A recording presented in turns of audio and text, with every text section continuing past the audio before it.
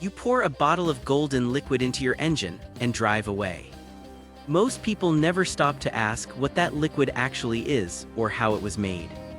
Because the truth is, the oil protecting your engine right now was not simply pumped from the ground. It was engineered molecule by molecule in a laboratory. And the difference between ordinary oil and this one is the reason modern engines last twice as long, run quieter, and survive temperatures that would destroy the oil your grandfather used. But the real story of how synthetic oil is made is far more surprising.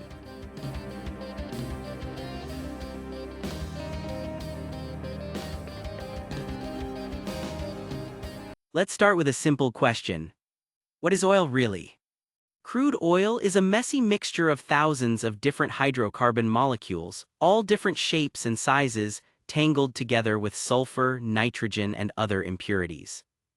Conventional motor oil is made by taking that mess, heating it, and separating the molecules by size. The useful middle fraction becomes base oil. Additives are mixed in, and that is what most people poured into engines for decades. It works. But the molecules are still inconsistent. Some are too short, some are too long, some have weak points that break under heat or pressure. Synthetic oil takes a completely different path. Instead of sorting what nature already made, chemists start with the smallest possible building blocks and deliberately construct the exact molecules they want. The purest form begins with ethylene, a simple gas made of just 2 carbon atoms and 4 hydrogen atoms. In massive chemical plants, ethylene molecules are linked together in carefully controlled reactions. First, they form longer chains called linear alpha olefins, most commonly 1-decene. Then those alpha olefins are polymerized.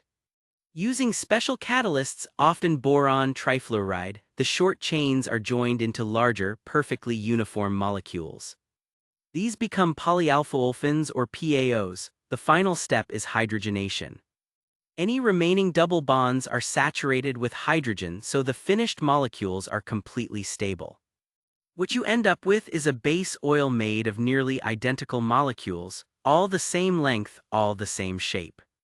No weak links, no random impurities, just pure engineered lubricant. This is API Group 4 base oil, the true synthetic.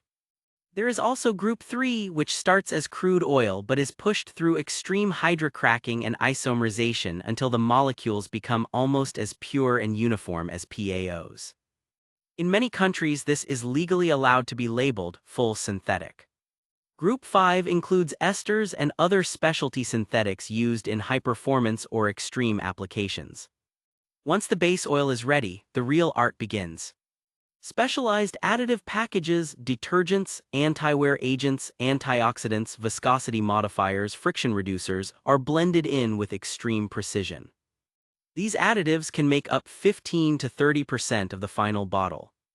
They are what turn a smooth base fluid into a complete engine oil that cleans, protects, and stays stable for tens of thousands of miles. The result is oil that flows freely at 40 degrees, yet refuses to thin out when the engine is screaming at 250 degrees. Oil that resists oxidation so strongly, it can last 2 or 3 times longer than conventional oil. Oil that leaves almost no sludge or varnish behind. This technology did not appear overnight.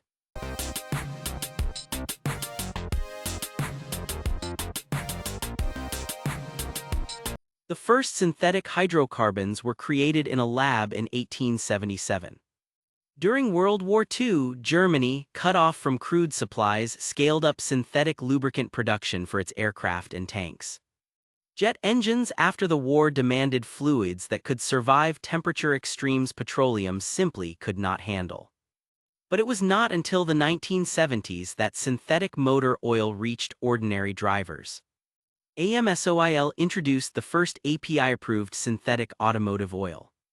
Mobil 1 followed. Engines got smaller, hotter, and more stressed. Turbochargers, tighter clearances, and longer drain intervals made the old molecular mess unacceptable. Today, most new cars leave the factory requiring synthetic or synthetic blend oil. The industry quietly shifted because the engineering demanded it.